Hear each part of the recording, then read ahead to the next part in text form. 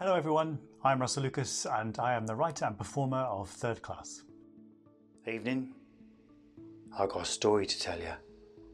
It ain't the one you've heard. So I thought I would make this quick video because over the past 18 months since I made the show, I have been asked the same 5 or 6 questions, so I thought I would answer them today.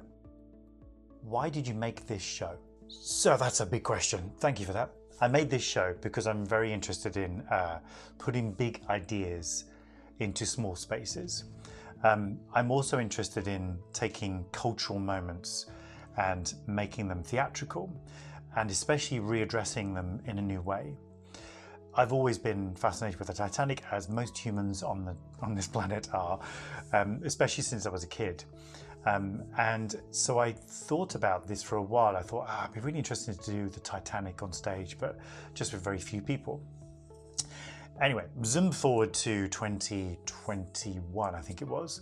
I made a show about Bobby Kennedy. And if you don't know who Bobby Kennedy was, he was the brother of JFK, who was also assassinated.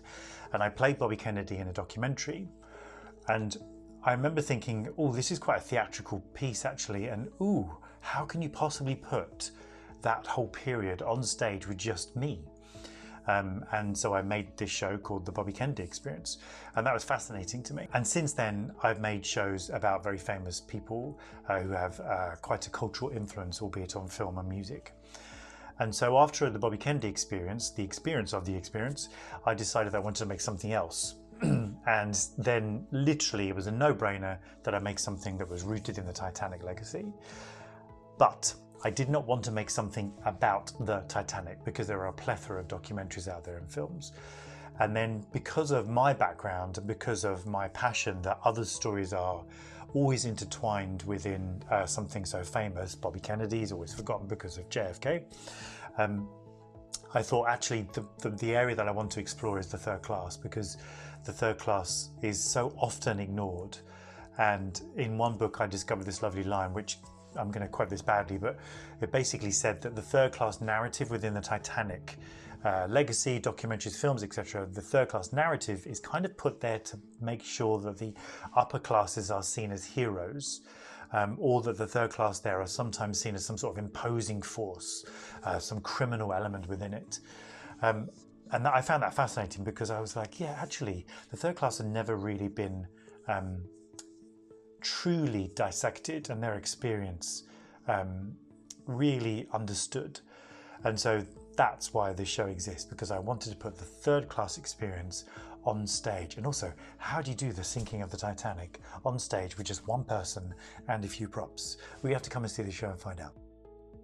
Question number two. Who is Edward Dorking? So Edward was a very young man. He was 18, 19 years old when he boarded the Titanic on April the 10th in Southampton. And before I make a show, although there's the initial instinct to make the show, you have to find a reason as to why you're making the show, and also you have to find your vehicle. Now, the Bobby Kennedy Experience was obviously about Bobby Kennedy. It was about the person. Now, I could explore the history of him, but I didn't really want to do that because you could go to the books and read up about him. I wanted to explore the man.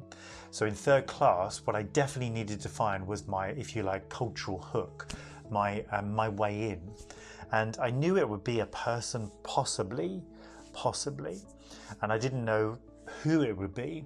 And so I read up a lot about the third class, and then just one day, literally in this room, I'm based in East London, I found this young man called Edward Dorking, and it was within 2 minutes I read up about him. I was like, it has to be Edward, because he's gay, he was a working class dude. He also survived the sinking, and he performed on the stage after he survived on the New York vaudeville scene, on the American vaudeville scene. And that to me was like, it's a no-brainer. And some of you may know because you're subscribers to the list, but Edward's family have since contacted me and said, this is amazing, we're so glad his story is being told. So this is why Edward is why the show is about Edward. It's not really about the Titanic, it's about Edward. And there are lots of things I could share right now, but again, come and see the show. But I did a good 6 to 8 months of research on Edward before I even went, yes, absolutely, it has to be Edward. It was just, after a while, it was just speaking to me because he was a performer. Is it historically accurate? Yes, it is historically accurate. I think there will forever be the discussion in the Titanic space as to whether everything is accurate. That will always be there. You only need to join some of the Facebook groups on that are Titanic based to see the forever discussions that just completely end up folding in on themselves because there's so much dispute going on. It's because for the most part, a lot of the things we really don't know. And then as a writer, as a fiction maker, you also have to you've got to pick a side. You have to pick a narrative. You've got to decide on something at some point when you are readdressing something historic. So I've most certainly stayed true to everything that is known about Edward, for sure.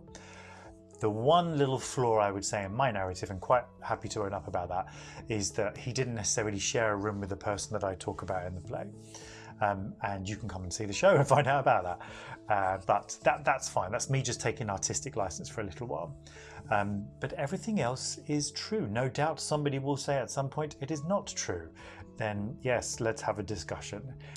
But everything I say in the play is deeply researched, and it's quite unusual, but not unheard, that sometimes when you are making something original based on something that is true, suddenly the show starts to actually teach you how your piece will play out. Because I remember thinking, when I handle the sinking of the Titanic in my piece, I want Edward to be playing cards. And when I dug even deeper, turns out he was actually playing cards. Question number 4, where is it being performed next? You have to go to the website. It's russelllucas.com/thirdclass. We are very lucky. We've got about 17 dates booked for this year. And many more to come, a couple more dates still to confirm. So excited about all of them. We're going to Scotland for the Royal Tour, Newcastle Roaring Tour. Hopefully we're coming to Shrewsbury, my friends in Shrewsbury. We've got a possible date there. We're coming to a Liverpool festival, which I'm really excited about, which I cannot talk about. Where else are we coming? We're going to Grantham, we're going to Detes. There's so many I can't name them right now, but please check out the website and more details are on there. And if the link is missing, it's coming soon. Last one, who is this show for? It's for people who know the story but are interested in a new way to tell it. It's for gay people. It's for people who come from conflicting backgrounds. It's for performers. It's for interested parties.